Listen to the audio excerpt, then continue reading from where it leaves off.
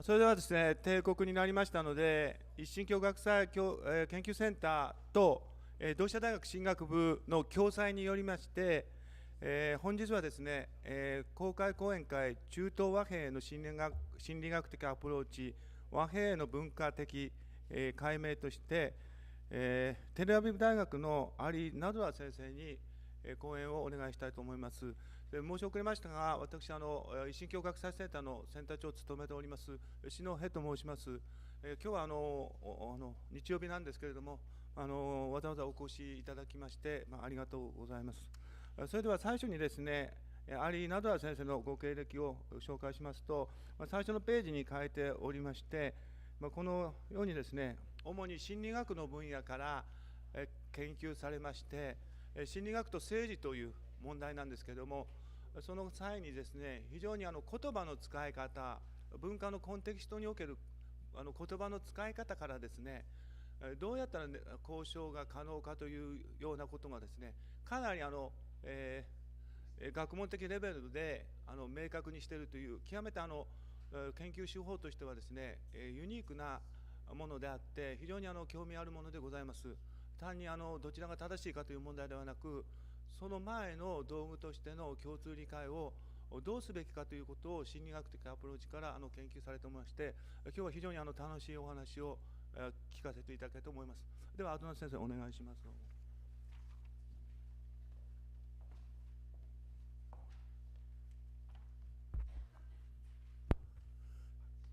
Good afternoon.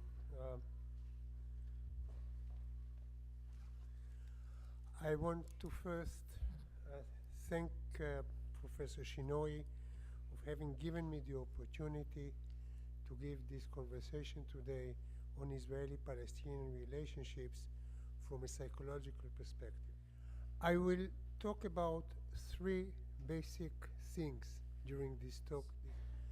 First, I will talk about the historical background of the conflict between Israelis and Palestinians in the Middle East. Then I will move to talk about the psychological dimension of that conflict, centering on two concepts: the concept of narratives, conflicting narratives, and the concept of the narrative of victimhood and competitive victimhood. I will then finish with some comments on the cross-cultural aspects of conflict and reconciliation and the things that I will be talking about in my talk today. So let me begin with the first section, the issue of some historical perspective on the Israeli-Palestinian conflict. Palestinians and Israelis have been living between the Jordan River and the Mediterranean for centuries together. Their relations became conflictual when the national aspirations of the two communities clashed in the beginning of the 20th century. It became even more insoluble, more protracted, more difficult conflict when in 1948 the State of Israel was created, bringing with it the problem of the Palestinian refugees,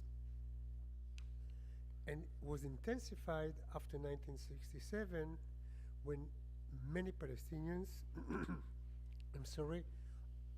were living under an Israeli occupation in the West Bank and part of the time at least in Gaza. The situation now is that Zionism, the Jewish national movement, has succeeded. There is an independent, prosperous country called Israel. The Palestinians remain a stateless people, many of whom are refugees. There is much more to say about the reasons, the historical reasons, the political reasons for the conflict and the current situation. But I want to confine myself and center on the psychological dimension of the conflict. This is only one dimension. Groups in conflict pay a very heavy cost in terms of human life and physical destruction. Therefore, they develop narratives or stories, if you will, that actually allow their people to continue to suffer.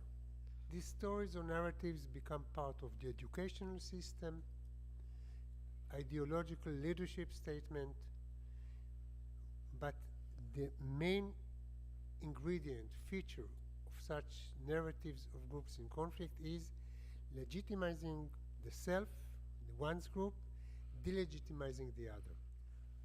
Okay, now when we look at the Israeli and Palestinian communities, the Israeli narrative rests on the notion, the early Zionist notion, that Palestine in the late 19th century and the early 20th century was a place without people for a people without land. The Palestinian narratives was based on the following story, that basically Zionism is no more than a colonial Western movement which came to occupy the East as many other colonial movements have done in the past. Now we must realize that both of these stories are false. Palestine was not an empty land, and the Jewish people have had a 3,000-year link, cultural and religious link, with the area between the Jordan River and the Mediterranean. These narratives also have effects today. When, for example, in surveys, in Israel, in a recent surveys, excuse me, 1 second, to get the right page.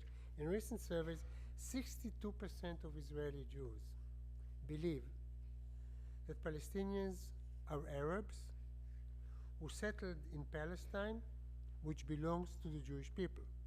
It also has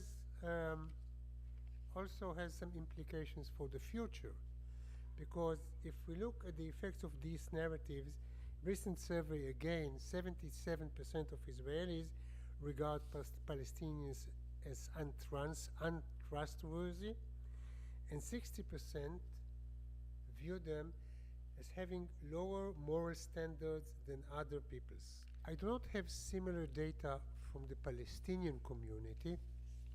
I do not have survey results from Palestine, but I'm quite confident that the results would have been the same and even more extreme. Total lack of trust and the legitimization of the other. I want now to turn my attention to one particular element of collective narrative, the narrative of victimhood. I want to begin this by describing a personal story. A few years ago, I taught a course on intergroup conflict in Tel Aviv University. Some meetings were conducted in the shadow of violent events in the streets of Ramallah and Tel Aviv, and some during more hopeful times. But beyond these differences, one thing was very clear. Around the second or third meeting of the group, Israeli Jewish participants brought up 2,000 years of anti-Semitism and the Holocaust, and the Palestinians were focusing on their sufferings, on the Nakba, on their expulsion, leaving, I'm not going into that right now, from their homes in 1948 and becoming a people in a state of refugees. Each group basically put its pains and victimhood and sufferings on display, as if asking to convince themselves and others that they are the real victims, the real legitimate only victims. It was as if there was an empty chair in the middle of the room, on it the label the real true victim, and each of the groups was running to occupy it. The problem is that there was only one chair. So this creates a competition for victim. Each of the two groups competes over the role of who is the real legitimate victim. I've seen similar phenomena in the Balkans between Serbs and Croats, where Serbs and Croats, each of them, was actually aspiring to hold the role of victim to themselves, and in other places like Cyprus, where Greek Cypriots and Greek Turks were again competing over who is the real victim, who suffered more. So this is a general phenomena, the competition for victimhood, that is not confined to the Middle East. But why? Why do groups try to adopt the role of a victim? The role of a victim, its major cost is that it allows lack of empathy to the other. Israelis and Palestinians, we're both humans, we view ourselves mainly through the prism of being victims of anti-Semitism, Israeli Jews, or victims of the 1948 creation of the State of Israel, of Zionism, Palestinians. The phenomena of victimhood allows a displacement of aggression. In other words, you don't aggress against the country, the group, the party that wronged you, but against your current adversary. So, for example, the Palestinians who have suffered, like much of the Arab world, from hundreds of years of Western exploitation and colonialism, address or replace all the aggression against Israelis and Zionism as being a movement which symbolizes the enemy. But the major reason, I think, for adopting the role of a victim also in interpersonal relations, that it gives you moral justification. You could do whatever you want. If you're a victim of the Holocaust, then you can wrong against Palestinians because you're a victim. This moral justification has been shown in a number of studies, and I want to mention just one example. When Jewish participants were being reminded, they read a section on the Holocaust, they were more willing to withstand wrongdoings against Palestinians. In a similar manner, when Americans were being reminded of 9/11, they were more tolerant of wrongdoings committed by the American army in Iraq. But maybe of even greater importance is the fact that when you're a victim, you're entitled. Victims don't have to do anything, they are passive. All they have to do is to wait for the other side to act, and then they react. Now, you can imagine the destructive psychological force when both groups believe they're victims. Each group thinks that they should go first, and then we'll see what to do. This is at least part of the story, not the whole story. The whole story is more complex, but part of the story of the Israeli-Palestinian conflict. We see similar phenomena in other parts of the world, in Northern Ireland, for example. People who agree with the following statement.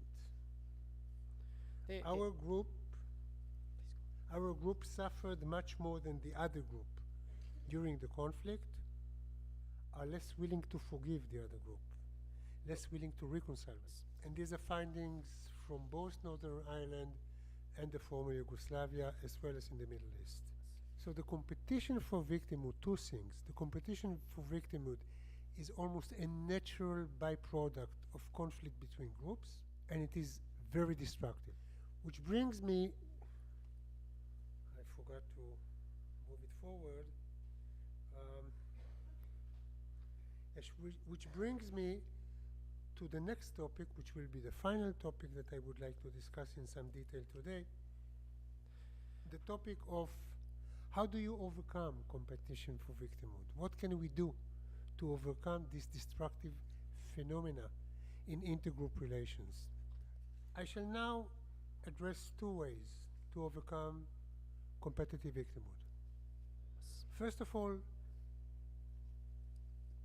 if you will, to influence, to ask, to induce both groups to view themselves not as victim and perpetrator, but as being both a victim and perpetrator. Basically adopting the position, the attitude, the thought that we are a weak human being and we are both victims and perpetrators. The second road, or the second way in which the phenomena of competitive victimhood can be undone is almost the opposite, is by acknowledging the other's victimhood. In research, when Israelis and Palestinians, in both sides, are being influenced, Israelis and Palestinians receive sections to read which imply that both Israelis and Palestinians are victims, but also perpetrators, but also the authors of wrongdoings. They show, under these conditions, they show a greater readiness to reconcile.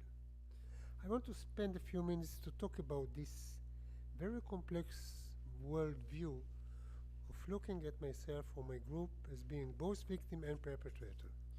Because in conflict in general, what we are thinking about is in terms of black and white. We are good, you are bad. And here we are asking people to say, I am good and bad, and you are good and bad. This is a very, very different perspective than the very simple perspective of I'm the suffering victim and you are the guilty perpetrator. Echoing a very similar message, Desmond Tutu from South Africa in 1999 wrote that victims will forgive their perpetrators only when they understand them. This is basically the rationale of the Truth and Reconciliation Committee in South Africa, trying to understand the wrongdoings by the apartheid regime. And Evan Staub, who did work on reconciliation in Rwanda between Hutus and Tutsis, asked Tutsi victims to do the following difficult thing. He asked Tutsi victims to understand or to imagine themselves as being Hutus, listening to propaganda saying, kill your neighbor, and realizing that if they were there, they could have done the same. Because as you know, the Hutus killed the Tutsi neighbors because of mostly because of radio propaganda. They told them they are cockroaches, take your machete and kill them. And what Staub asked the victims to do, and I repeat that, is difficult. He said, if you had listened to the same radio telling you, take your knife and kill your Hutu neighbor, and there was social pressure around, you could have done the same thing. This is an in vivo demonstration of the way in which replacing the black-white view of entitled victims versus guilty perpetrators, which is so common in conflicts, with a more complex understanding that we are all united by a frail humanity that includes the potential for all of us to be both cruel perpetrators and powerless victims. Yes. How do you do that? Through educational system, through leadership statements. I don't think it's being done too often in societies today. Now and when this is achieved, when people think of themselves more in terms of I can be a victim, but I'm victim, but I can also be a perpetrator, a wrongdoer, they are more ready to reconcile. So this is one way how to overcome the destructive force of competitive victimhood. I want now to move to the second methodology, way of combating the destructive forces of competitive victimhood. And that is acknowledging the other's victimhood. A good place to begin is by considering the opposite, considering the effects of denial of victimhood. recent real-world example that is close to home is the negative impact that the public policy of Iran of denial of the Holocaust had on Israelis of all walks of life. The Israelis' identification with their victimhood more entrenched. Denying the victimhood that the people suffered is actually the same as re-victimization. And I think, and now I'm departing from the text, I think that in this part of the world, in relations between, for example, Japan, Korea, and other societies, we see the same phenomena. A struggle over acknowledgement of victimhood. To drive towards conclusion, by sharing with you the results of some studies, I will not describe all the studies in our research group on acknowledgement of victimhood. In one such study, I'm thinking about one experiment, one random group of Israeli Jews read a news article saying that 73% of Palestinians view the Holocaust as the most heinous crime in the history of the world. In another condition, another group read the same story with one difference, that only 23% of Palestinians believe that the Holocaust happened and it's a terrible crime. Then, in a different study, we gave these two groups 100 questions to fill out. This questionnaire included questions about the environment, about the education system, and also about the Israeli-Palestinian conflict. Now let me share the findings with you, the main findings. Israelis who believed that Palestinians acknowledged their victimhood, that 73% think that the Holocaust was a terrible crime, were more trustworthy of Palestinians, more conciliatory toward them than those who believed that only 23% of Palestinians think the same way. But even more important, we asked them about the level of agreement that they have with steps towards solving the Israeli-Palestinian conflict. Israelis who thought that 73% of Palestinians accept the Holocaust, acknowledge their victimhood, were more willing for Israel to return to the 1967 borders with land swaps,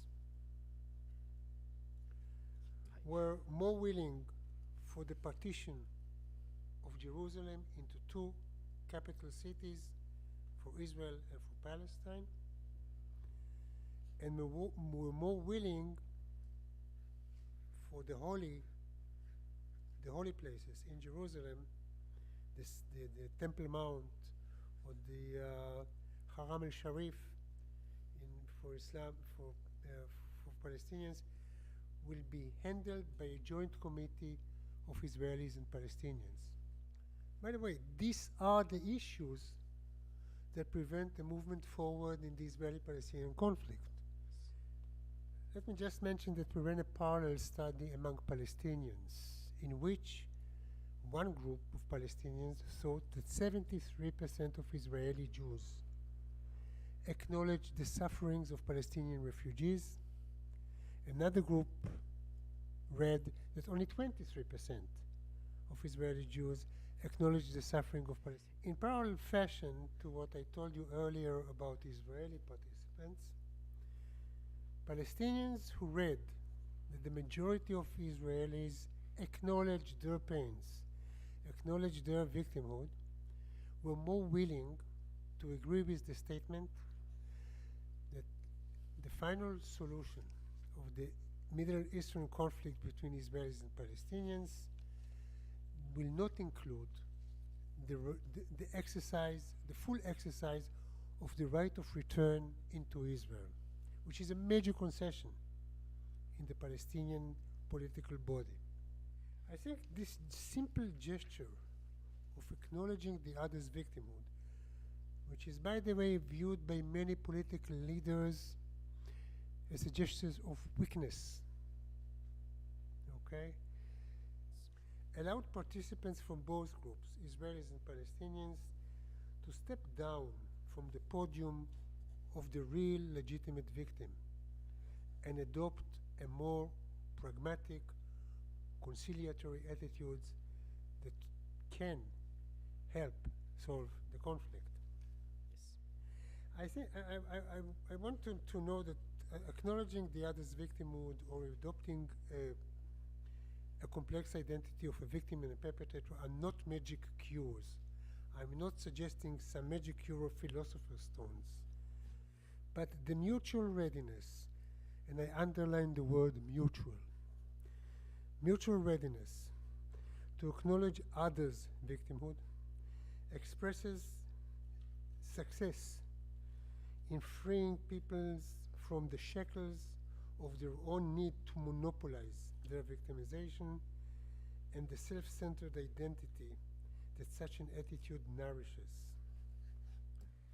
Let me conclude this part before making a few comments on the cross-cultural aspect of all that I've been talking about by going back to where I began.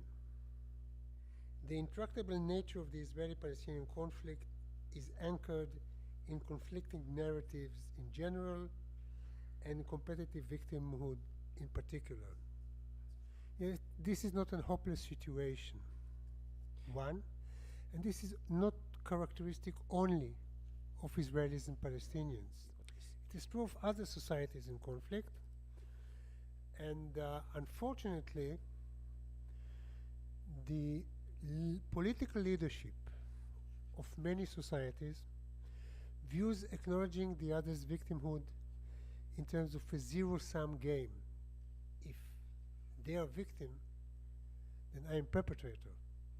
If they are victims, then I am wrong. Let me conclude now with few short comments about the cross-cultural aspects of all that I've been talking about. First of all, I want to address the concept of peace in a cross-cultural perspective. For example, as Professor Shinoi and I discussed earlier, the concept of peace in different culture is very different. I think that in the Western culture, it's dichotomous. You have war or you have peace. In other cultures, for example, in Islam, which I know something about, not too much, but something about, in Islam, there are many more nuances of the movement from war to peace. There is hudna, there is sulha, there is salam, many more stations to go before you reach a complete social harmony than exist in other cultures. I come from a region where misunderstandings, cultural misunderstanding around this concept have created more conflict. When Palestinians talk about hudna, we do not understand what it means. If they don't tell us that they want the kind of peace in which we fall on each other's arms, the very idealistic kind of peace, we are very suspicious about their meanings. The second comment on cross-cultural aspect of the things I talked about is first to note that all the concepts that I've mentioned, forgiveness, revenge, victimhood, all of these are not unique to the Israeli-Palestinian experience. They are part of us being humans. For example, the meanings of what is reconciliation, what is apology, what is forgiveness are different in different cultures. Some cultures tend to believe that you cannot build a harmonious future unless you first took revenge or settled past accounts. Other cultures may be more optimistic and adopt the view that let's build a future and the settling of accounts will come after a positive future had been built. This kind of issues merit a completely different talk and merit much research, which I think will enlighten all of us, since we are living in a ever-shrinking, globalizing world. And with these last few words, I want to thank you for your attention and for having me giving this talk to you. Thank you. アドナ先生、どうもありがとうございました。はい、もしちょっと、1分だけ許されるなら、フドナという単語とスルフという単語をちょっと説明させていただいておきます。フドナというのは2003年以降にですね、ハマース、パレスチナの勢力のハマースがいきなりこの単語を持ち出してきたんですけど、これは預言者の歴史の中でメッカに戻るという戦いを始めたのが622年から630年にメッカに帰還するわけです。その時の2年前にですね、クライシ族とフドナを結びました。これは巡礼をしないという、巡礼をですね入らないということで、相手の容器を飲んで応慶をする場合はフドナ。しかしその意図はですね、パレスチナの人たちは戻るんだということを前提にフドナということで勝利のアグリメントのシンボルとして使ったんですけど、その当時誰もみんなそれを理解しないで、パレスチナの人は平和を求めてるんだというふうになってしまう。でスルフというのは相手との合意がきちんとできて、その紛争状態を止めるという、いわゆる協約とか和平ですね、そういう単語なんで、ちょっとそれを説明していただきまして、でどうしてフドナという単語がいきなり出てきたのかというと、これハマスが使ったという意味で非常に2003年以降で重要なタームだったんですけど、それについて説明させていただきました。最後に一神教の方から講演の感謝状をしたいと思います。よろしくお願いします。